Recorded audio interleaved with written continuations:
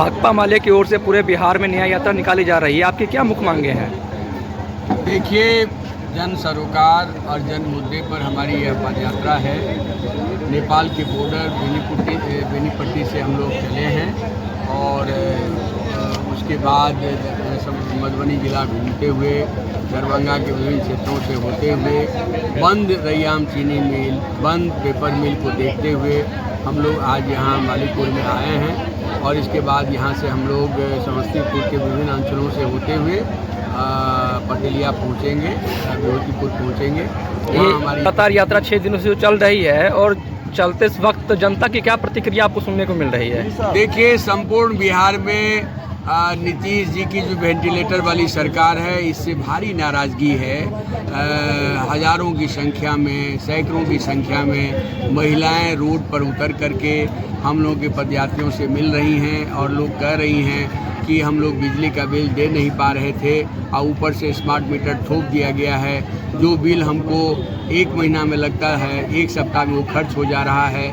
घर में बड़ा मोबाइल है नहीं, बेटा बाहर कमाता है, घर से पैसा आएगा, वहाँ से पैसा आएगा तब बिल भरेंगे। तो एक तो स्मार्ट मीटर के खिलाफ भारी नाराज़गी है और लोगों ने स्मार्ट मीटर को रिजेक्ट कर दिया है और जगह जगह से लोग इस बात को कह रहे हैं कि स्मार्ट मीटर यदि वापस नहीं होगा तो नीतीश कुमार को इसका खामियाजा भुगतना पड़ेगा, नीतीश कुमार को जाना होगा। हमारी मांगे तो आम जनता के जीवन से जुड़ा हुआ सवाल है, बिजली का सवाल है, गरीब को 5 डिसमिल में ज़मीन मिले, पक्का मकान मिले, बिहार में मिथिलांचल के जो बंद पड़ा हुआ मिल है उसको चालू किया जाए, यहाँ केंद्रीय विश्वविद्यालय का निर्माण हो, सरकार के घोषणा के मुताबिक ही दलित गरीबों को गरीबी का आय प्रमाण पत्र मिले, हर परिवार को 2 लाख रुपया उनको अनुदान मिले।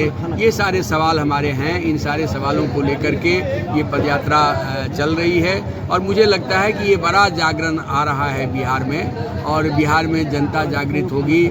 दलित, गरीब, मजदूर, किसान, छात्र, नौजवान मजबूती से सामने आएंगे तो ये मोदी जी के नेतृत्व में, मोदी जी के साथ जो नीतीश की गलबहियाँ है, उस राजनीति को बिहार की जनता खारिज कर देगी और बिहार में बदलाव होगा और इंडिया अलायंस की सरकार बनेगी। ये यात्रा और कितने दिनों तक चलेगी?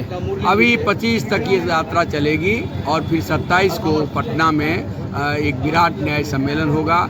उस न्याय सम्मेलन में जनता से जो हमने पाया है, जनता की जिन मांगों को हमने लिया है, जनता की जिन बातों को सुना है, उस आधार पर हम एक बड़ा डिक्लेरेशन जारी करेंगे और उस डिक्लेरेशन को लेकर के एक बार फिर गांव-गांव में मुहिम चलेगी। क्योंकि हमको ये जो एनडीए की सरकार है, ये अंबानी अडानी की सरकार बन गई है, ये माफियाओं की सरकार बन गई है, पुराने नए जमींदारों की सरकार बन गई है, ये लुटेरों की सरकार बन गई है। ये संजीव हंस जो 10 वर्षों तक कहिए कि ऊर्जा विभाग का प्रधान सचिव बने हुए थे, जो नीतीश जी के सबसे बड़े दुलारे अधिकारी बने हुए थे, उसका लूट के साम्राज्य को लोगों ने देखा है, उसके कर्तव्य, उसके जो कारगुजारियों को लोगों ने देखा है और उस पर बिहार सरकार की चुप्पी है, उस पर सरकार कुछ नहीं बोल रही है। हम लोगों ने ये भी मांग किया है कि उसके काले कारनामों का एक श्वेत पत्र बिहार सरकार जारी करे। आप कल्याणपुर की जनता से क्या अपील करना चाहिएगा? देखिए, कल्याणपुर ये पुराना इलाका रहा है, इस इलाके में बड़ी बड़ी लड़ाइयाँ हुई हैं। वशिष्ठ नारायण सिंह का, सोशलिस्ट लीडर का इलाका रहा है, कर्पूरी जी का ये इलाका रहा है और सोशलिस्ट कम्युनिस्ट आंदोलन का बड़ा इलाका रहा है। मुझे लगता है कि कल्याणपुर में खेती किसानी का जो संकट है, गरीबों के बास आवास का जो सवाल है, ये ब्लॉक, बैंक, थाना, पंचायतों में भ्रष्टाचार का जो सवाल है, इन सारे सवालों को लेकर के एक संगठित आंदोलन करने की ज़रूरत है और इस संगठित आंदोलन के लिए भाकपा माले को मजबूत करने का हम अपील, आग्रह कल्याणपुर की जनता से करते हैं। आपका पूरा परिचय? धीरेन्द्र झा, भाकपा माले पोलित ब्यूरो के सदस्य और अखिल भारतीय खेत एवं ग्रामीण मजदूर सभा के राष्ट्रीय महासचिव। धन्यवाद।